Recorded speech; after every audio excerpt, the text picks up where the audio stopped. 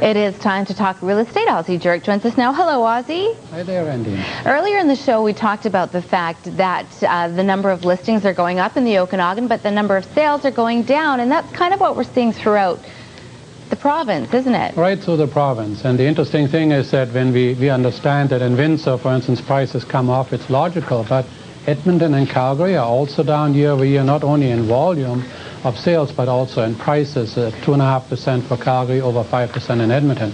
In BC, the total volume of sales is down between 30 and 50%, depending on whether you're in Vancouver or depending on where you are in the Okanagan. Earlier you showed about 40%. So we've seen the most interesting thing is, or the most worrisome thing is that it was in May. May is usually the busiest month that we have.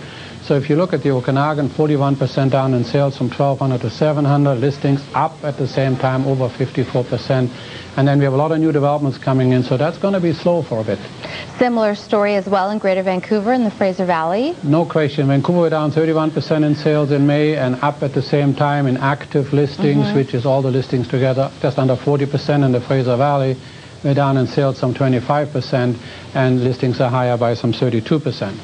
So explain again, when you say that May is traditionally the busiest month for real estate, this is the best time to sell your home. Absolutely. Why are fewer people buying? They suggested in the story earlier that more people are now looking to buy property in the U.S. How big a factor is that? No doubt about it, that certainly the recreational buyer out of Calgary can be in 3 hours in Phoenix, or you can drive 3 hours to the Kootenays or fly to Kelowna.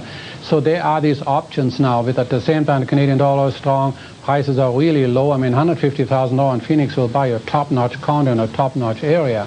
And so we have also become very the price point in Kelowna is very, very high compared to, say, if you compared it to some of the U.S. resort destination. And that's why we have so many U.S. companies coming here trying to sell their wares. But prices aren't going down, per se. No, they're not. But, I mean, it's a matter of time. Is that next? That'll come? Well, clearly, if we have a continued downturn in sales, a continued increase in listing, that'll mean buyers will back off and sellers have to sharpen their pencil.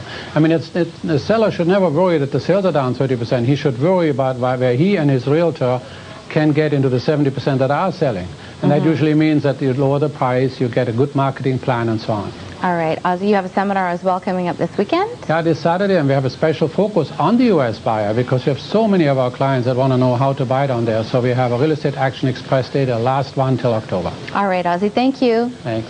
And if you want more information about the seminar, or you'd like to purchase a copy of Ozzie's newsletter, www.jurock.com.